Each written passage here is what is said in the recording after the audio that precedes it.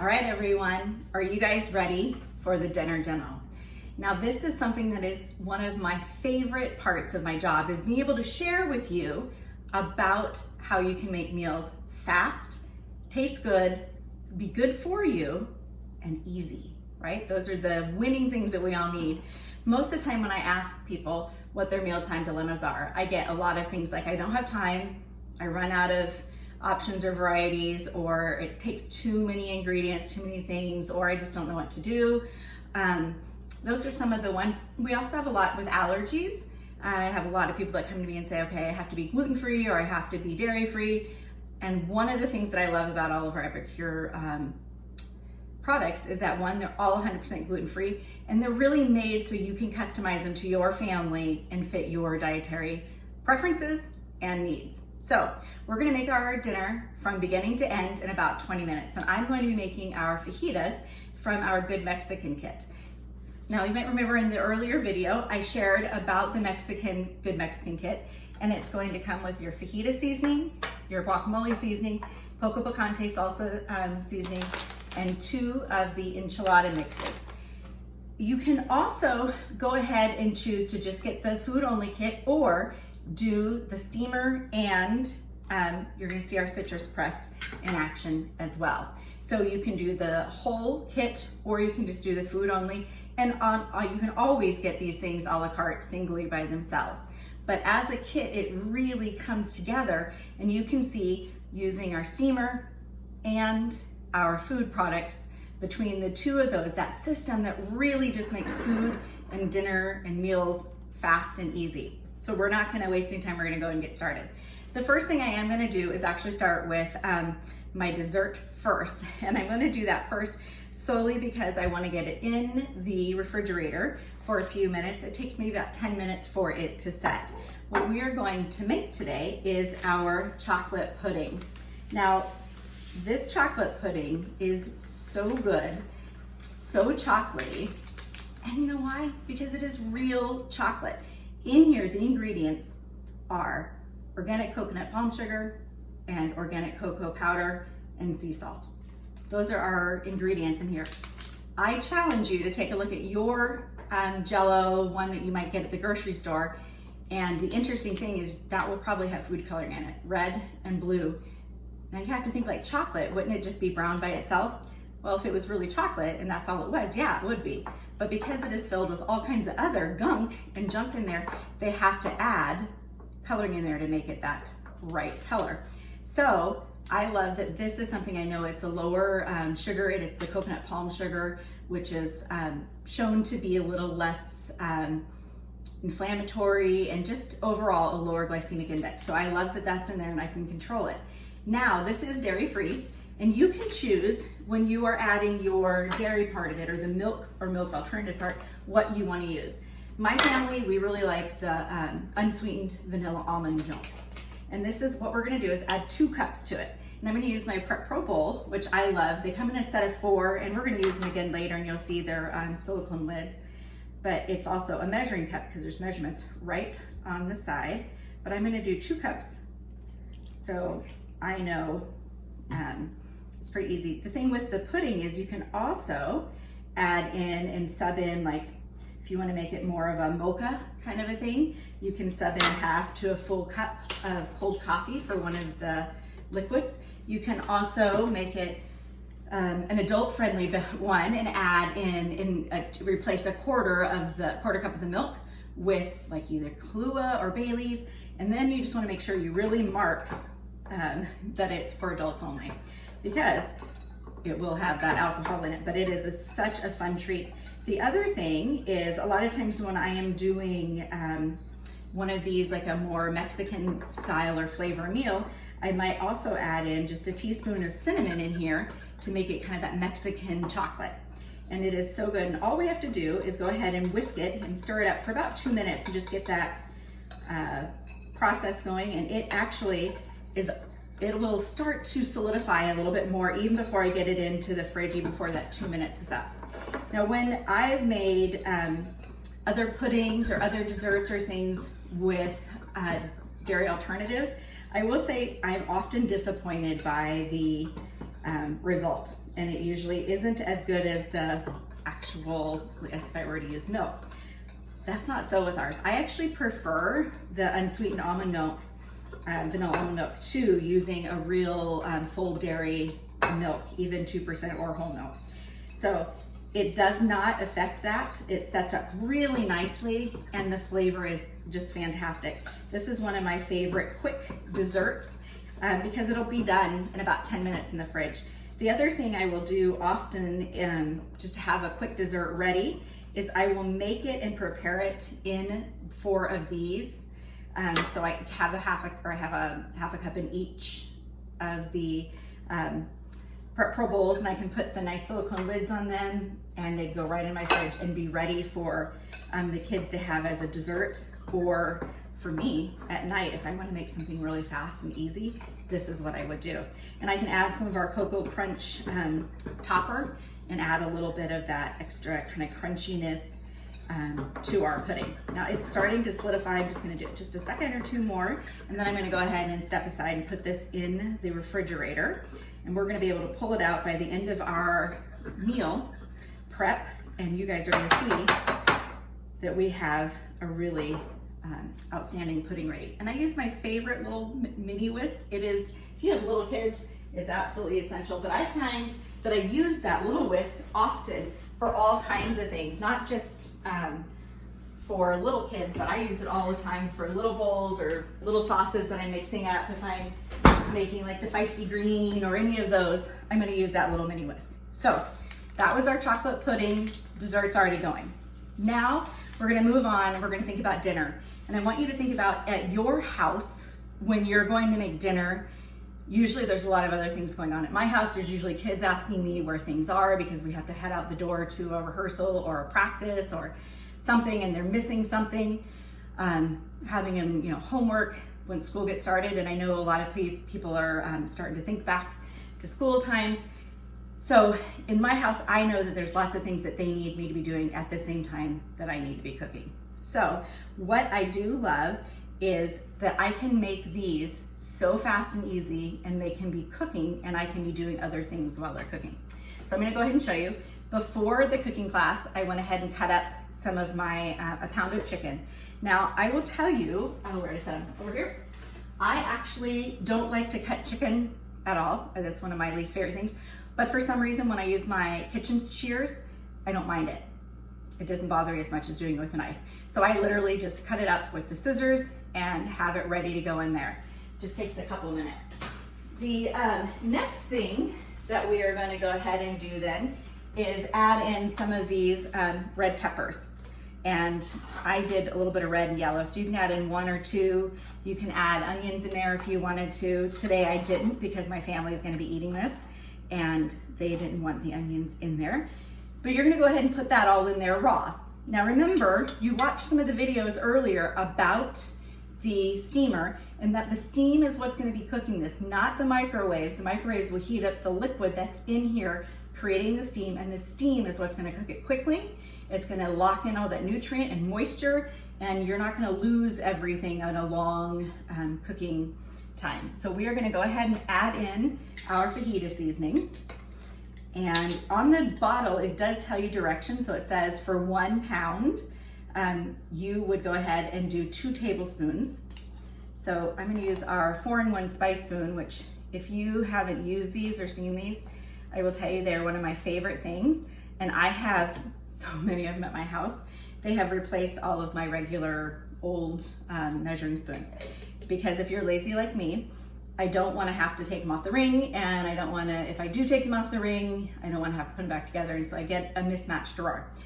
In here, this has 1 tablespoon, or 1 teaspoon, half a teaspoon, and a 1/4 teaspoon, all in this one little measuring spoon. One of my favorite things, and they all are made to fit right in our jars.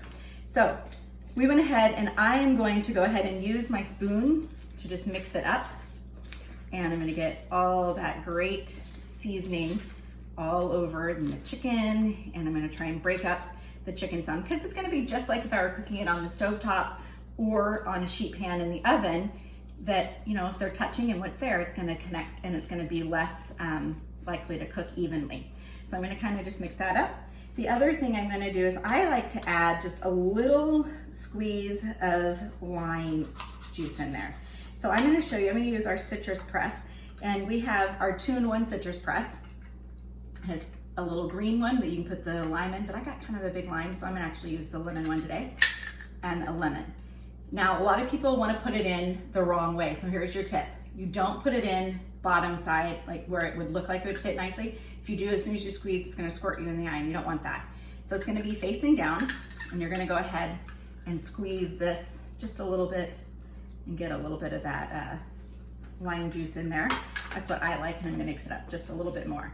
Now, you don't have to add any other juice or liquid or anything in there. I just like to add just a little touch of that lime juice. One of the things that you will notice on all of our seasonings is that we really try to be aware and conscious of how much sodium and sugar are in all of our products. So most of our products are low to no sugar and low to no sodium. The fajitas are one that you will definitely notice if you were to compare with your supermarket kind of typical blend that people buy often. And I'm gonna set this aside a little because it has the raw meat on it. And I'm gonna go ahead and put my lid on the steamer. And remember, you wanna put those little steam vents facing away from the handle so it doesn't ever burn your hand. And I'm gonna go ahead and put it in the microwave. And I'm gonna go ahead and do it for about 4 minutes and take a look at it. Remember, you can always take it out and add more time, but you don't get, there's nothing you can do if you put it in too long.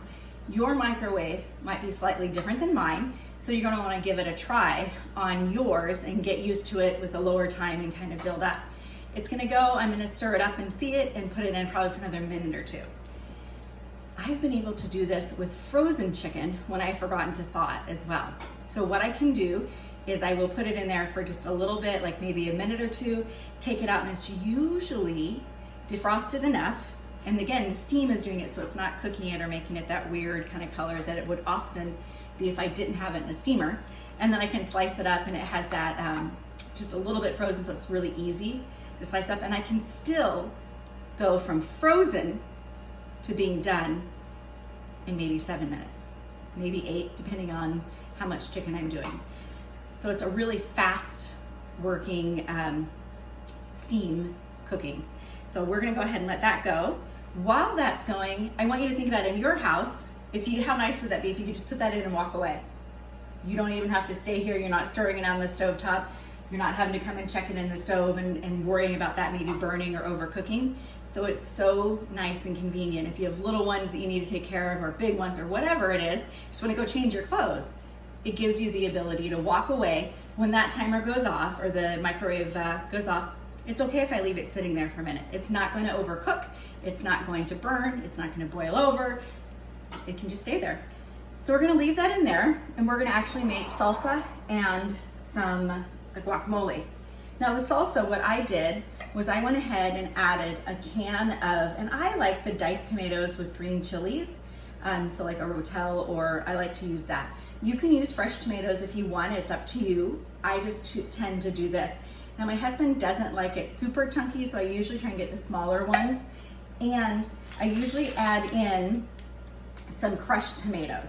Now I made a batch of some salsa and things the other night, and I had extra crushed tomato left over. So I actually got out my muffin pan, and I poured it in the muffin pan. I set it on a cookie sheet, took it down into my freezer, and I froze it. And then tonight when I needed a couple, I just popped them out of my bag, because I did go ahead and put them in the bag after they were frozen. I'm gonna put these back in because they're already defrosting, and I don't need them to be defrosted yet. So I did put a couple of those in here as well. So this just has some crushed tomatoes and a can of the diced tomatoes and green chilies. Then the only thing we have left that we have to do is add in a little bit of the poco picante. Now I'm gonna warn you that this is super, super spicy. So if you are one with a sensitive palate, you're gonna wanna pay attention and do half. So I usually start with half. It calls for 2 tablespoons. I put in 1 because I just think it's pretty spicy. And you can always add to taste if you want a little bit more. So I'm gonna put that in there, and then I mix it up. Now, little tips that I do with this is we really prefer to have like what they call cowboy salsa. And so we will add in some beans, some black beans, and I've rinsed them already and drained them. So I'm gonna add some black beans and then corn, but I am out of my corn right now, but I would just go ahead and add those in there. And that is one of my husband's favorite salsas.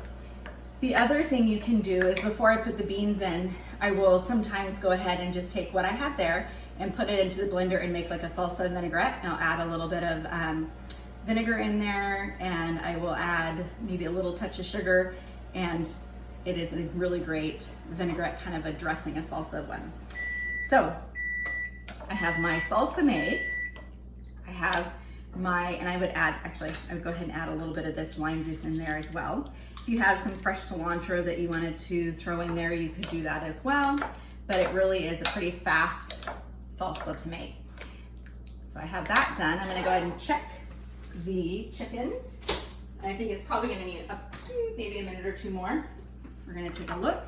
I will often put it on a plate if I feel like it's pretty heavy. So I'm gonna show you. You can see the steam coming off of there. It's not dry, it's not gray. It's pretty, just what you would expect for chicken. Now I'm gonna mix this up, and I can see a little bit of places where there's some that just needs to be cooked a little bit more. Again, it's just like on the stove, when you have parts that are touching, that you are going to need to mix those up because it doesn't cook as evenly. So I'm gonna go ahead and do that. I have those all broken up. And like I said, I'm gonna add maybe about a minute or two, probably two, just to be on the safe side. And then the meat, the chicken part, will be done. And actually, by the time this goes off, I will also have my guacamole made, because it's that easy. So I'm gonna put that in there, close up, put my 2 minutes back on. Now, the guacamole is one that makes me laugh, because often in a cooking class, there's always someone who says to me, oh, I make my own guacamole and I don't need that. And I always say, you know what, totally respect that. Go ahead, taste it tonight, just enjoy it because you didn't have to make it. If you like it, great. If you don't, no worries. But I'm gonna tell you, I think you're gonna like it. They always say, oh, well, maybe. We make the guacamole, and guess what? They're like, oh, well, I could maybe get some of this for when I'm in a hurry. And then I start to hear from them, because they usually become my repeat customers, that, ooh, well, actually, I don't even make my other anymore. Very rarely, because this is just as good, and it's way easier.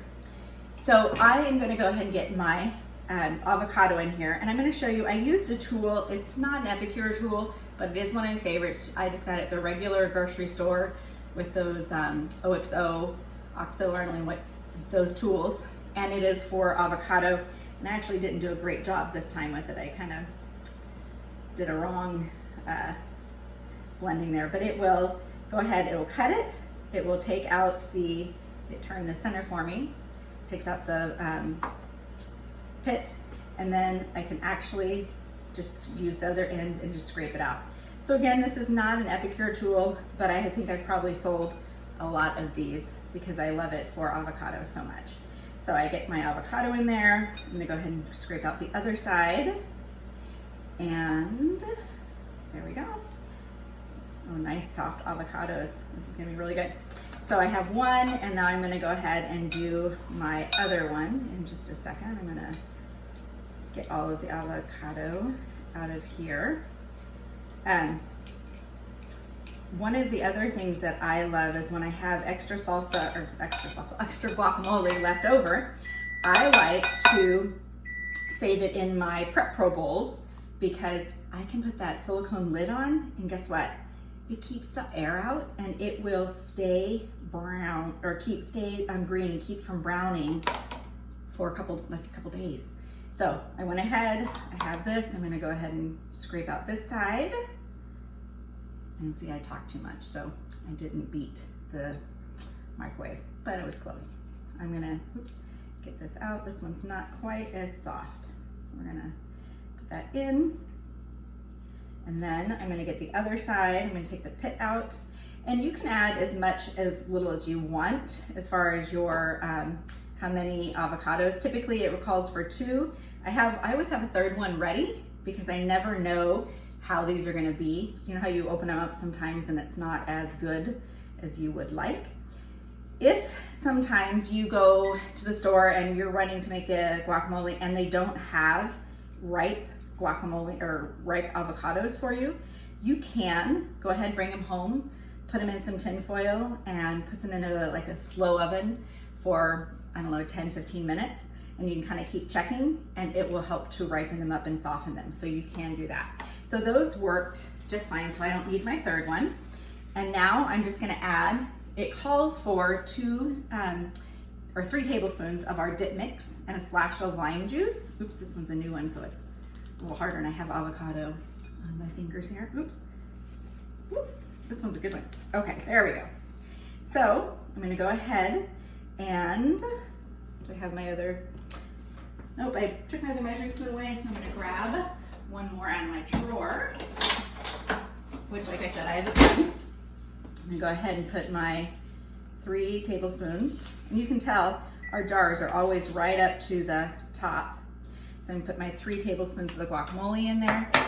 The other thing you can do is add that to a little bit of sour cream, or like, I know my friend can't do dairy, so she has a dairy-free sour cream that she uses, and she adds this guacamole seasoning to it, and she makes a really tasty little sour cream sauce to put on her fajitas. Okay, you can obviously mash it up with a fork or however you want to do it. I like using this ground meat separator. If you've never seen one or you don't have one, well, it's an amazing tool. I love using it for obviously breaking up ground meat when I'm browning it, or when I make it in my steamer actually, but when I'm doing there, or when I want to make some guacamole or banana bread. I use it for my banana, so I can go ahead, I'm gonna squeeze some more juice out of there, and I'm actually gonna use the other part, and I really like a little more lime juice in there, and I might actually add a little extra squirt into the salsa and mix that in, and I might actually even put a little bit more on my fajitas when they come out, just depending. Now, all of our things, like I said, are low sodium, so if you're someone who likes that, are used to a more salty palate, then you might want to add a little bit of salt to either your meat and season it before you cook it, or even add it into a little bit of salt into your guacamole. So I'm going to show you there. We have our guacamole, I have my salsa, and I'm going to guarantee pretty much that this is now done. Take a look at my chicken. And ooh, yeah, it looks good. So I'm gonna break it up here and see, and yep, everything in here is looking nice and ready to go into my fajita. So now I have my chicken ready, and you can see there was a little juice in there. You can leave that, or sometimes what I will even do is just kind of squeeze my steamer here, and you can do this when you brown meat or have anything that has a lot of fat or anything that is grease that is collected. So I'm gonna go ahead and put my lid back on here because I'm gonna keep it nice and warm for my family because this is going to be their dinner. And I'm gonna set it over here behind me. So that was our full meal. And even with all of my talking, it's been only 23 minutes. So you can see how you could make, I'm gonna grab the pudding out, how you can make a dinner from beginning to end in less than 20 minutes. And here's the pudding all done.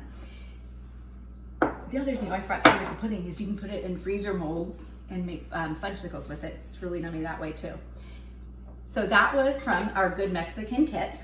And I want to support you in finding a way that Epicure can find a solution for your family.